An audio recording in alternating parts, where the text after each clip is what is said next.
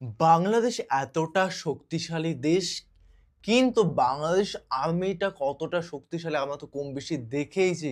কিন্তু আজকে totally Bangladesh army সম্পর্কে শুনবো। মানে আমি তো ভয়ই পাচ্ছি যে আজকের ভিডিওটি কতটা বেস্ট একটা ভিডিও হতে চলেছে। কারণ বাংলাদেশ আর্মি ডিফেন্স এতটা শক্তিশালী যে আমি আজকে এক্সাইটেড এতটাই বেশি মানে বোঝাতে পারবো না কতটা আমি লাকি আজকের ভিডিওটি দেখার জন্য। সত্যি খুবই ভালো লাগে প্রত্যেকটা দেশের ডিফেন্স এবং আর্মি সম্পর্কে যখনই শুনি তখনই খুবই ভালো লাগে আমার কাছে। তো এই ভিডিওটি এতটা বেশি শেয়ার করে যে এটা ৩০,০০০ ভিউজ যেন আসা চাই। কারণ বাংলাদেশ আর্মি সম্পর্কে এটা তো ভিডিওতে আসা চাই যে ৩০,০০০ ভিউজ আসুক। কারণ এতটা শক্তিশালী আর্মি সেক্ষেত্রে ভিডিওটি তো প্রচুর শেয়ার করে দেওয়া উচিতই।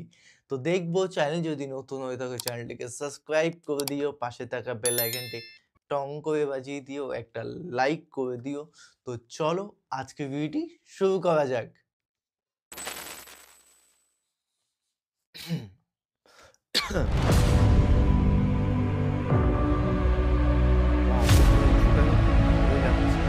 ওয়াও! দারুণ কিন্তু।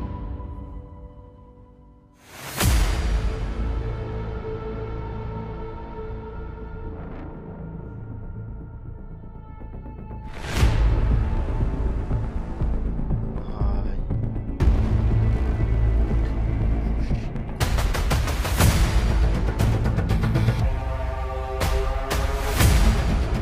চিন্তা।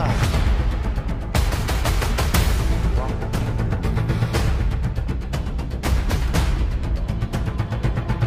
প্রত্যেকটা দেশের আইনকে স্যালুট बनता है।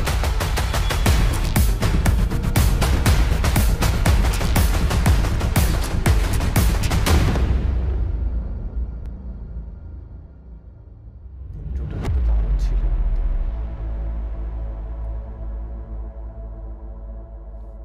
একদম দেখতে হবে আজকে ভিডিও।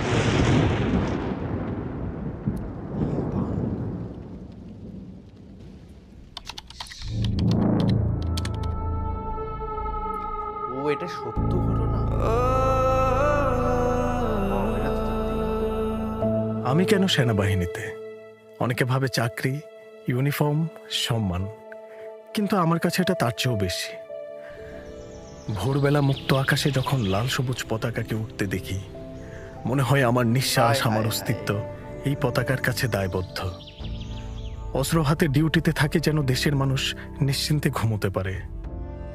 দেশকে অস্থিতিশীল করতে চাও হায়নাদের বিরুদ্ধে আমরা প্রহরী হয়ে দাঁড়াই। যে যাই ভাবুক, ষড়যন্ত্র করুক, আমাদের লড়াই অব্যাহত থাকে। যেন কোনো শিশুকে যুদ্ধ দেখতে না হয়, কোনো মা ক্ষুধার্ত সন্তানকে কোলে নিয়ে কাঁদতে না হয়। পরিবার, আরাম, উৎসব অনেক কিছু ছেড়েছি, পেয়েছি একটি জাতির নির্ভরতা, একটি স্বাধীন ভূখণ্ডের অস্তিত্ব রক্ষার শপথ, একটি পতাকার সম্মান। মৃত্যু তো একদিন আসবেই, তা যদি হয় দেশের জন্য, তবে সেটাই হবে আমার সবচেয়ে বড় অর্জন। কতটুকু বুঝে আমি সেনাবাহিনীতে এসেছি জানি না, তবে এখন আমি জানি এটাই আমার জীবনের মানে, এটাই আমার পথ।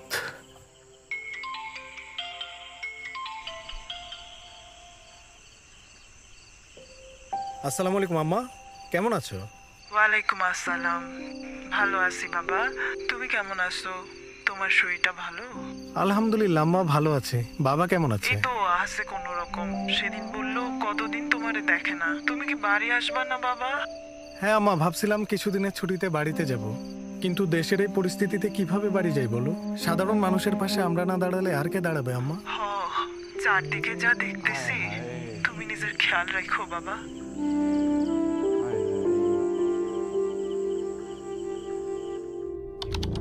Alpha 1 for Alpha 2 over. Alpha 1 for Alpha 2 over. Alpha two, send your message over sir. Tanzim, Maijpara এলাকাতে ডাকাতির একটি গোয়েন্দা তথ্য পেয়েছি। তুমি একটি বিটা পেট্রোল ইমিডিয়েটলি রেডি করে রাখো।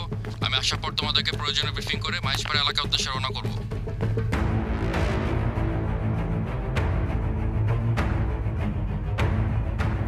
Petrol team ready for your brief sir. স্থান নাও।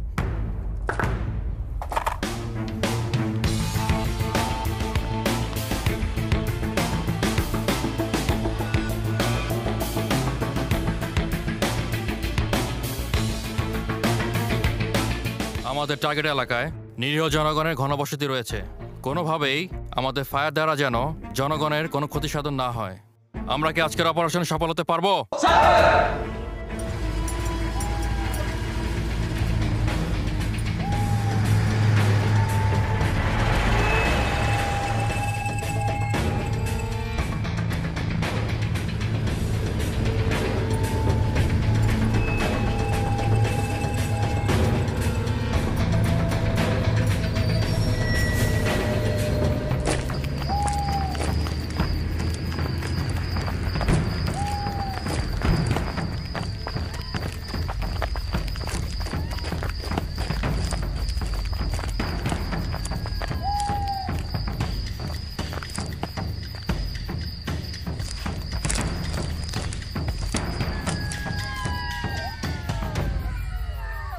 সেনাবাহিনীর টহল দল তোমাদেরকে চতুর্দিক থেকে ঘিরে ফেলেছে। তোমরা দ্রুত আত্মসমর্পণ করো। সেনাবাহিনীর টহল দল তোমাদেরকে চতুর্দিক থেকে ঘিরে ফেলেছে। তোমরা দ্রুত আত্মসমর্পণ করো। স্যার দুটো পালাইতেছে, ফায়ার করবো স্যার। দর্শক, আশেপাশে বাড়ি ঘর আছে। এই দাঁড়াও,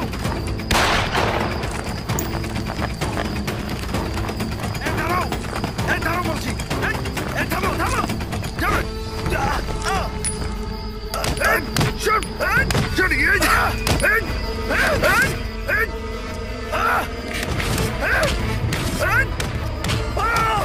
তানজিম দাঁড়াও।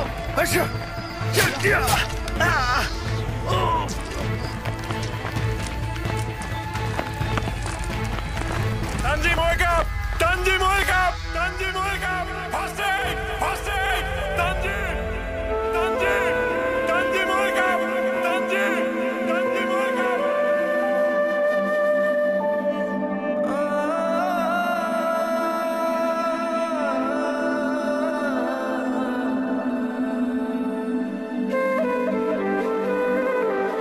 অসীম সাহসী লেফটেন্যান্ট তানজিম সারোয়ার নির্জন দেশের জন্য নিজের জীবন উৎসর্গ করেছেন দ্বিতীয়বার চিন্তা না করেই।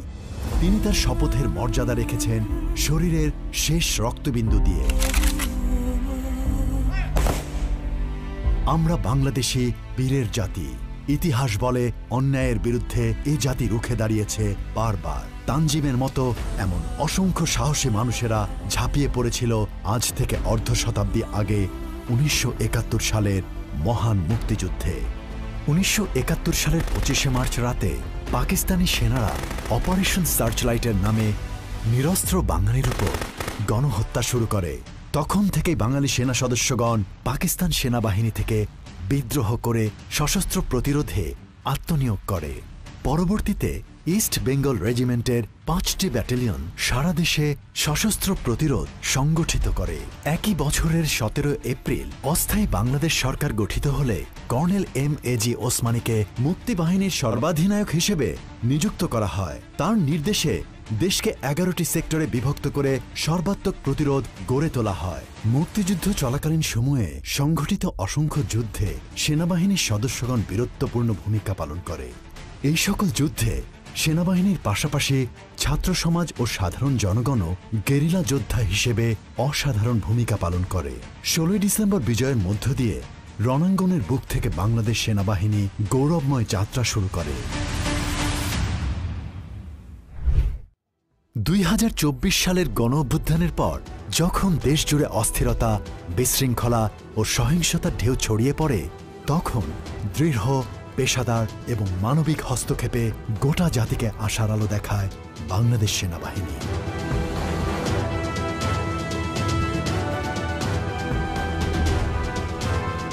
দুই সালের আগস্টের তৃতীয় সপ্তাহে প্রচণ্ড বৃষ্টিপাতের ফলশ্রুতিতে ফেনী, ফুলগাজী, পরশুরাম এলাকাতে বন্যা কবলিত মানুষের সহায়তায় বেল 47 হেলিকপ্টার নিয়ে আমরা ফার্স্ট টেক অফ করি 23 আগস্ট সকাল 6টায়। Tejgaon leopard 840 ready for departure runway 17. Leopard 840 Tejga, surface wind 180 degrees 12 knots, clear for takeoff runway 17. Report ready to copy weather. Tejgaঁ Leopard 840, go ahead with the weather. altimeter 840, visibility 1000 meters, cloud overcast at 1200 feet, and heavy rainfall over Feni. আমরা ফেনীতে পৌঁছানোর পরে দেখতে পারি পুরো এলাকাটা বন্যা কবলিত এবং আশপাশের বাড়িঘর সব পানির নিচে চলে গিয়েছে। হাইওয়ে কিংবা ছোটখাটো রাস্তা সবকিছু পানির নিচে ডুবে আছে। আমরা তো ভাবছি দেন বন্যা হইব মানে হালকা পাতা পানি হইব মানে যাইব কই, তো ইচ্ছে তো পানি বানা জানতাম না। এরকম তো রেকর্ড হইব পানির রেকর্ড, ইতিহাসে এরকম রেকর্ড কেউ দেখে নাই। ফুলগাজী পাইলট স্কুলে বেলস 47 হেলিকপ্টার নিয়ে ল্যান্ড করি এবং ওখানে আমরা একজন গর্ভবতী মহিলাকে পাই যার কিনা ডেলিভারি ডেট ছিল 23 আগস্ট। সেনাবাহিনী আমাকে নিয়ে যাইতে আইছে হেলিকপ্টার নিয়ে, এটা তো আমার কল্পনার বাহিরে আর কি। আমরা তাকে উদ্ধার করে কুমিল্লা সেনানিবাসে নিয়ে আসি এবং পরবর্তীতে সিএমএইচে 1 ঘন্টার মধ্যেই উক্ত নারী সুমি আক্তারের প্রসব হয় এবং একজন ছেলে সন্তান ওমর ফারুক স্বাধীনের জন্ম নেন। বলতেছে তোমার ছেলে বাবু হয়েছে, তোমার ছেলে বাবু হয়েছে। সবাই মিলে ওরা আমার ছেলেকে 2 দিন পর্যন্ত খাওয়া দাওয়া সবকিছু ওরাই নিজেরাই করছে, সেনাবাহিনীর লোকজনের ডাক্তারেরাই। সন্তানকে দেখার তো বাসায় প্রকাশ করা যাইব না, সেনাবাহিনী যদি না থাকতো তার মারেও তারও পাওয়া মানে দুনিয়াতে পাইতাম না। ওদের এই ঋণ কিভাবে আমি শোধ করবো আমার নিজেরও জানা নাই।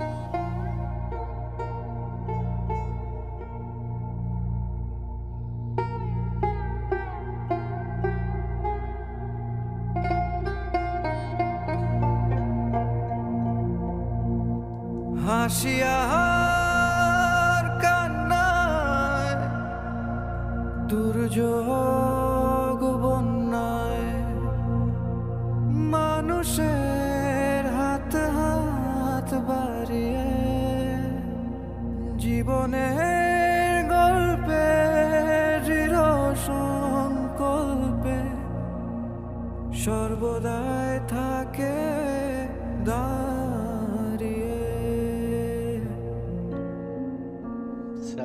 যে কোনো প্রয়োজনে জনকল্যাণে আমরা আছি সব সময়, সবার আগে দেশ মানবতার হোক জয়।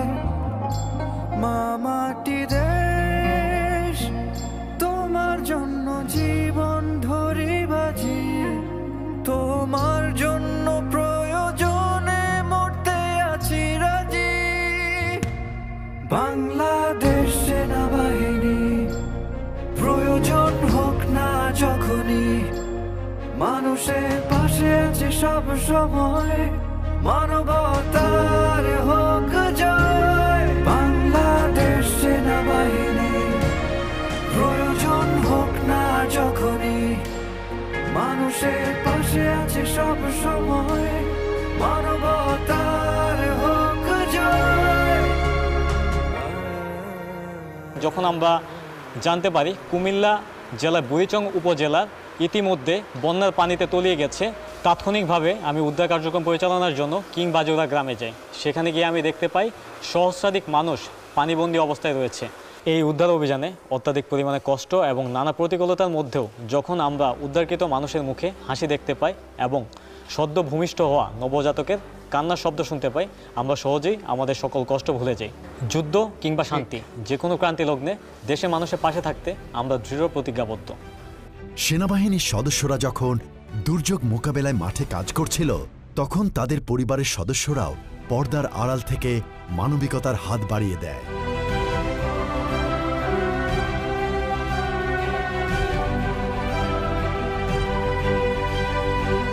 শুধু মাতৃভূমির দুর্যোগেই নয়, প্রতিবেশী দেশসমূহের ক্রান্তিকালেও পাশে দাঁড়িয়েছে বাংলাদেশ সেনাবাহিনী। মায়ানমারের সাম্প্রতিক ভূমিকম্পে ক্ষতিগ্রস্ত এলাকায় বাংলাদেশ সেনাবাহিনীর একটি প্রশিক্ষিত দল চিকিৎসা সহায়তা, খাদ্য ও আশ্রয় সামগ্রী নিয়ে সীমান্তবর্তী দুর্গত এলাকায় পৌঁছে যায়।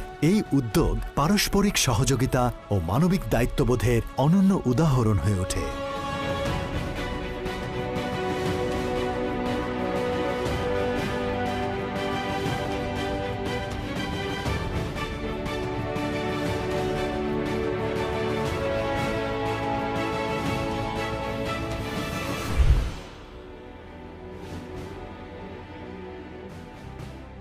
ঢাকার বিভিন্ন স্থানে বিভিন্ন সন্ত্রাসীরা বিভিন্ন সন্ত্রাসী কার্যক্রম করে তারা এই মোহাম্মদপুরের জেনেভা ক্যাম্পে এসে আশ্রয় নিত।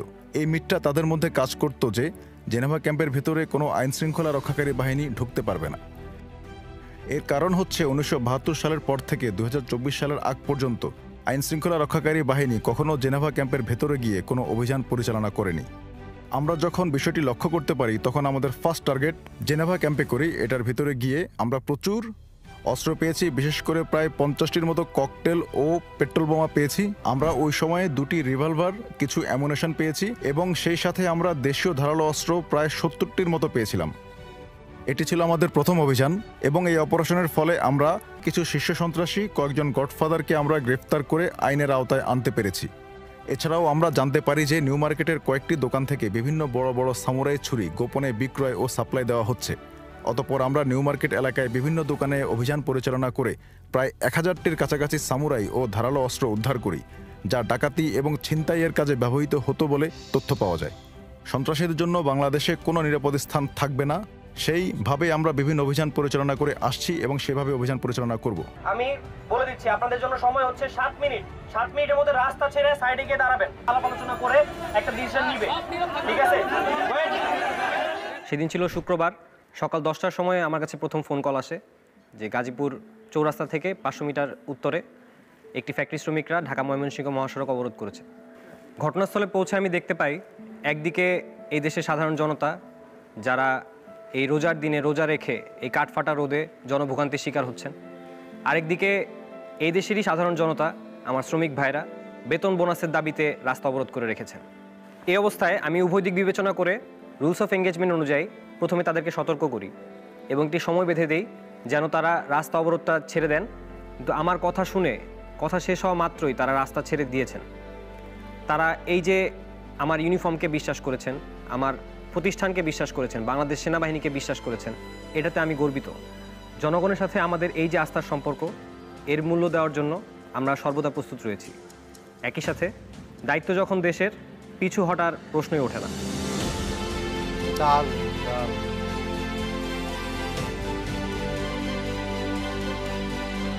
গত 21 জুলাই মাইলস্টোন স্কুল অ্যান্ড কলেজে বিমান দুর্ঘটনা ঘটে।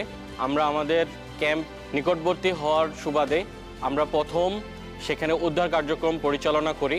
আমি ঘটনাস্থলে পৌঁছানোর সাথে সাথে একটি মা এবং একজন শিশুর লাশ দেখতে পাই। সাথে সাথে তাদের সম্মান রক্ষার্থে আমরা আমাদের ইউনিফর্ম দ্বারা তাদেরকে আবৃত করি। উদ্ধার কার্যক্রমটি আমরা আগুনের খুব কাছ থেকে পরিচালনা করি। বিধ্বস্ত বিমানের জ্বালানি তেলের যে ঝাঁঝালো গন্ধ, এটা অনেকাংশেই আমাদেরকে দুর্বল করে দেওয়ার চেষ্টা করছিল, বাট আমরা এটাকে উপেক্ষা করে আমরা আমাদের উদ্ধার কার্যক্রম পরিচালনা করি। দুর্ঘটনাস্থলে গিয়ে আমার মনে হয়েছে উদ্ধার কার্যক্রমের মাধ্যমে যদি একজনকেও বাঁচাতে পারি, সেটা হবে আমার সেনা জীবনের সবচাইতে বড় প্রাপ্তি।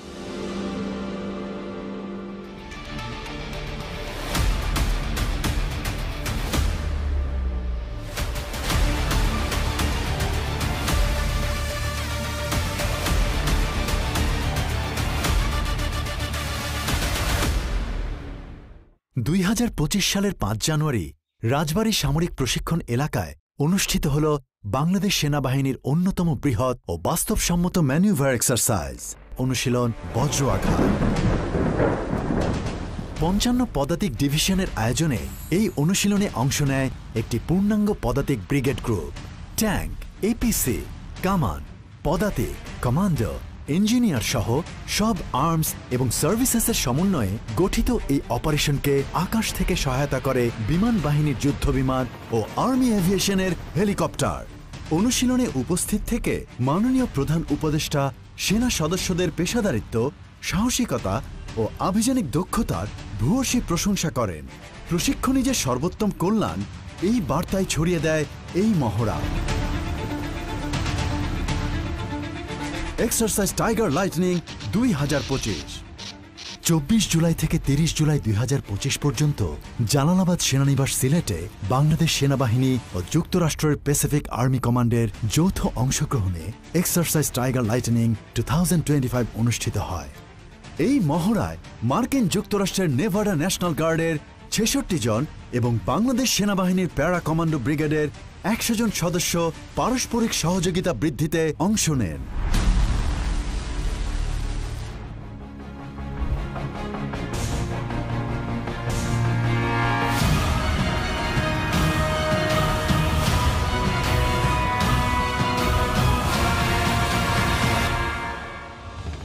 সেনাবাহিনীর আধুনিকায়নের লক্ষ্যে নতুনভাবে সংযোজিত হয়েছে একাধিক পদাতিক ডিভিশন, একটি mechanised brigade, air defence artillery brigade ও প্যারা কমান্ডো ব্রিগেড, যা বাহিনীর সক্ষমতাকে অনন্য উচ্চতায় নিয়ে গিয়েছে।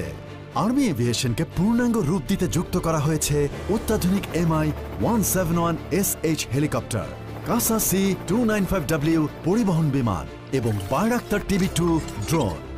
বাংলাদেশের সার্বভৌমত্বকে সর্বাধিক গুরুত্ব দিয়ে এবং আঞ্চলিক সামরিক ভারসাম্য রক্ষার্থে সেনাবাহিনীতে যুক্ত করা হয়েছে অত্যাধুনিক ট্যাঙ্ক বিধ্বংসী অস্ত্র মেটিস M1, MBT-2000 tank, amphibious tank VT-5, tiger MLRS, বিমান বিধ্বংসী মিসাইল FM-90 সহ আরও উন্নত প্রযুক্তির সরঞ্জাম, যা বাংলাদেশকে আঞ্চলিক এক শক্তি হিসেবে মর্যাদার দাবিদার করেছে। সো গাইস, কি দেখলাম বাংলাদেশ আর্মি সম্পর্কে, মানে আমার কাছে বিশ্বাসই হচ্ছে না তারা কতটা সংগ্রামী এবং মানুষের পাশে ভরসায়, মানে আবেগে সবসময় আর্মিকে পেয়েছে বাংলাদেশে মানুষরা, বাংলাদেশিরা। তো খুবই খুবই ভালো লাগলো। এবং তোমাদের কেমন লাগলো? আর এই ভিডিওটির সেকেন্ড পার্টে অবশ্যই আনবো, কারণ এটা কমসে কম 40 মিনিটের উপরের ভিডিও, যেহেতু আমরা সেকেন্ড পার্ট নিয়ে চলে আসবো যদি এই চ্যানেলে বা এই ভিডিওতে যদি অনেক ভালোবাসা পাই সেক্ষেত্রে। তো প্লিজ সবার মধ্যে শেয়ার করে দাও, বেশি বেশি করে শেয়ার করো। আর চ্যানেল যদি নতুন হয় তো প্লিজ সাবস্ক্রাইব করে দিও। তো চলো গাইস, নতুন একটা ফ্রেশ ভিডিওতে দেখা হবে। Bye bye, take care.